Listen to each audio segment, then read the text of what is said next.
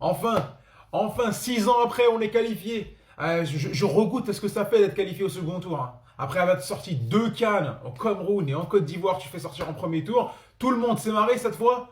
On rigole pas, on est l'un des premiers pays à être qualifié. On a fait un 2 sur 2. Alhamdoulilah, voilà comme c'est écrit qualified. Si je parle pas anglais, bah, je te traduis. De toute façon, c'est pas très compliqué à comprendre. Voilà, victoire 1-0 contre le Burkina Faso. Ça aussi, c'était pas évident. Qualifié au bout de 2 journées, franchement, tu m'aurais dit ça avant, j'aurais signé tout de suite. J'aurais signé tout de suite. Et c'était pas, franchement, c'était pas gagné. C'était pas gagné. Parce que quand tu regardes, tu dis le Soudan. En fait, t'es dans une mentale un peu différente. Même si l'Algérie avait des bons résultats sur le point de vue comptable, mais quand t'es pas suiveur assidu, tu t'en rends pas compte. D'un point de vue de jeu, d'un point de vue des listes, de la méritocratie et tout, c'était pas évident. Franchement, je m'attendais à ce qu'on sorte des poules, mais je pensais que ça allait peut-être plus se décider, que ça allait être un peu plus disputé. Là, t'es qualifié directement au bout du deuxième match. Alhamdoulilah, il te reste un dernier match contre la Guinée équatoriale. Ça, on va en parler. On a un petit contentieux à régler, là, hein. On a un petit truc à régler avec eux. En plus, ils sont déjà éliminés, donc ça va être tranquille. Mais franchement, c'était cool.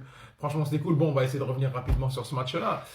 En fait, quand je vois la composition arriver, je me dis, écoute, tu vas affronter le Burkina Faso, ils gagnent leur match contre la Guinée équatoriale, justement, vraiment au caractère dans les dernières minutes. C'est une équipe solide, c'est une équipe qui est chiante à jouer, et c'est un peu, ouais, je vais pas dire une bête noire, mais ils sont toujours relous quand on les joue, tu vois.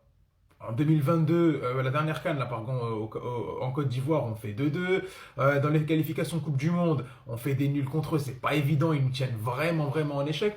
Donc moi, je me dis, comment tu vas les aborder? Parce que victoire contre le Soudan, ok, je veux bien, tu les bats 3-0, il y a eu un rouge dès le début, tu es intrinsèquement supérieur, t'avais un peu.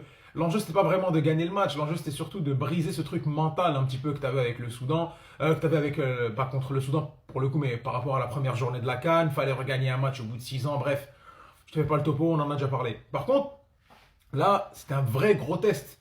Le Burkina Faso, c'est une équipe qui passe souvent les phases de poule, qui a fait une demi-finale, je crois, dans la Coupe d'Afrique en 2021 au Cameroun. Donc, fallait voir ce que ça va donner. Et là aussi, tu avais une sorte de défi psychologique à relever, parce que déjà, tu joues une équipe qui ne te réussit pas. Et deuxièmement, tu vas jouer une grosse équipe solide après avoir confirmé par rapport au premier match. Est-ce que c'était dû parce que les conditions étaient réunies? Voilà, une première depuis longtemps, tu affrontes une équipe plus faible, rouge dès le début, Zidane dans les tribunes, bref. Ou est-ce que c'était quelque chose de beaucoup plus sérieux? Et ben quand je vois la composition d'équipe, je me dis, il fait quoi là? Parce que est-ce que c'est un 3-5-2? Est-ce que c'est un 4-2-3-1? J'arrive pas à comprendre. Parce qu'il te met Hajam, qui est latéral gauche, Ait Nouri, qui est latéral gauche, Ben Sebaini, qui est latéral gauche, mais qui joue normalement dans une défense centrale, et en même temps, il te met Chergui. Donc est-ce que c'est une défense à 3? Est-ce qu'il met Chergui en tant que piston? C'était vraiment pas lisible, on comprenait pas. Et finalement, il part vraiment sur Ait Nouri pour animer le côté gauche en haut.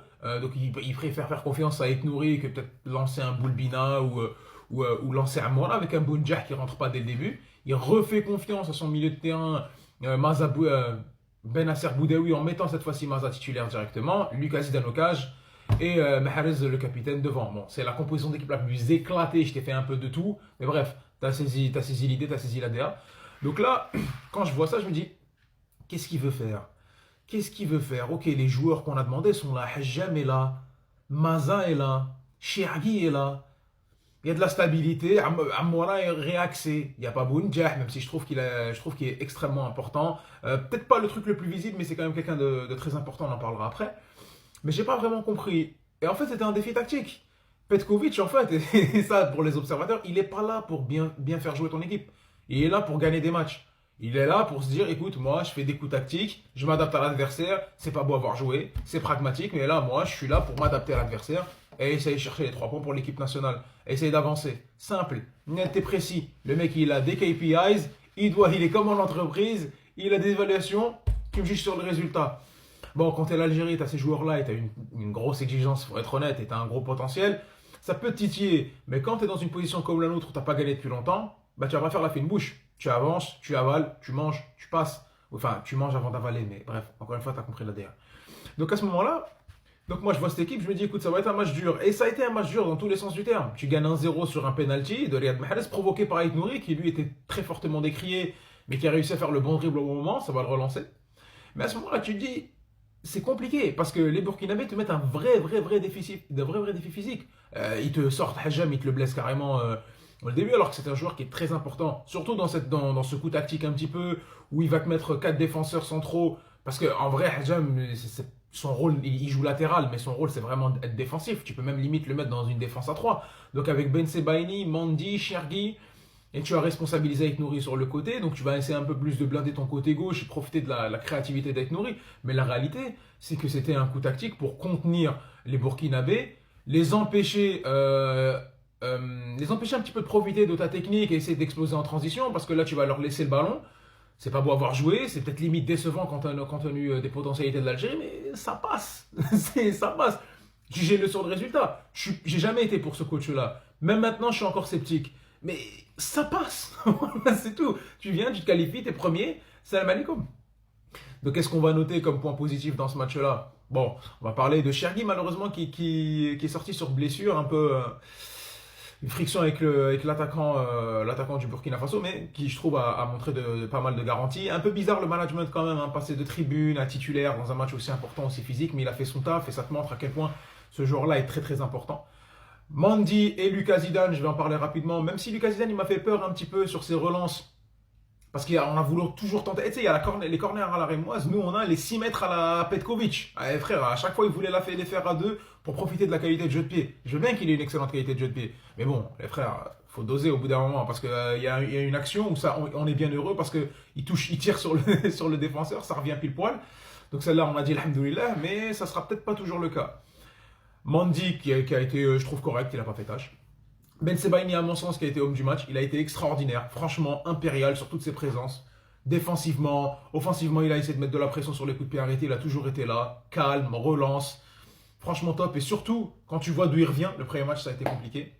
Le milieu de terrain, c'était très très bon, Boudaoui qui a été excellent.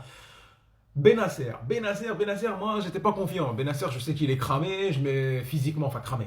Allez, je m'emballe un peu. Mais je trouve qu'il n'est pas prêt pour tenir 90 minutes, surtout dans des matchs à haute intensité.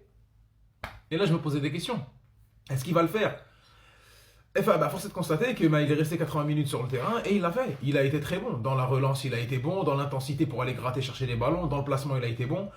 On a eu des difficultés à bien se projeter. Donc ça, c'est des choses qui sont perfectibles par rapport à l'équipe. Mais je le trouve, le duo qu'il fait avec Boudaoui et maintenant Maza un peu dans cette pointe haute, dans cette idée de 4-2-3-1. Mais on va dire Maza, comme il joue un peu plus reculé, ça peut aider. Cette idée que tu peux avoir avec les trois au milieu de terrain, si tu exploites un peu plus et que surtout que Benasser prenne en volume, prenne en confiance, que la prépa fasse vraiment effet sur lui et qu'il puisse donner peut-être un peu plus, y aller un peu plus fort, ça peut être un atout vraiment clé parce que intrinsèquement, c'est le meilleur milieu que tu as avec Ibrahim Maza. Après, Aït Nouri, on en a parlé, il a bien cherché le penalty, il a essayé de mener des comptes, mais tu vois vraiment que c'est pas un attaquant. Donc ok, c'est un mec technique, etc. Mais c'est pas un attaquant. Amora avant l'entrée de Bounjah, parce qu'elle arrive quand même assez vite, Amora avec Bounjah, je les ai trouvés bons. Amora, on l'a peut-être un peu moins vu, mais toujours intéressant dans le pressing. Il a eu quelques occasions qu'il a ratées, malheureusement, mais je l'ai trouvé quand même piquant. Il a essayé d'y aller. Bounjah, encore une fois, dans le travail de l'ingrat d'un attaquant, le numéro 9 qu'il te faut en Afrique s'il est bien entouré. Tu vas peut-être pas compter sur lui pour systématiquement inscrire des buts, mais aller se battre, harceler les défenses, étirer le bloc, et être présent un peu partout. En plus, techniquement, il n'est pas un peintre, parce que sur la dernière action de la première mi-temps, il fait une super relance sur Amora, il était là. Et Mahrez, voilà, quand il chope le penalty, il va le mettre, donc tout était carré. La première mi-temps, il fallait survivre un petit peu à ce gros défi physique. Et la deuxième mi-temps, tu as souffert, ok, bon. Est-ce que c'était à dessein ou est-ce que vraiment tu as subi? Mais en tout cas, la deuxième mi-temps, c'était intéressant. La deuxième mi-temps, tu es resté derrière. La deuxième mi-temps, tu as bien défendu. Tu as essayé d'exploiter quelques coups en contre. Selon moi, c'était peut-être pas les meilleurs profils. Malheureusement, pour exploiter ces contre-là, Amora qui démarrait un peu de trop bas. Bounjah qui est peut-être pas le plus rapide, Aït Nouri non plus. Mais bon, tu as tenu, tu as été bon sur les coups de pied arrêtés. L'entrée de Belhaïd, elle t'a fait du bien. Donc ça te montre que même les remplaçants, ils peuvent apporter. Donc c'était intéressant. Donc maintenant on prend les 3 points, on est content. On va aborder le dernier match avec plus de confiance, faire tourner, reposer les cadres, donner plus de confiance à la profondeur de banc que tu as. Et c'est bon. Donc bon, en somme, on va en venir à bout de ce débrief de quasiment 10 minutes. On est content, alhamdoulilah. On croise les doigts maintenant pour la suite. Tout se passe bien, on avance tranquille, on fait pas trop de bruit non plus. On verra ce qui se passe pour la suite. Voilà. C'était un petit débrief à tiède du match. On se voit très très vite pour d'autres vidéos. Et n'oubliez pas, 1, 2, 3, viva l'Algérie.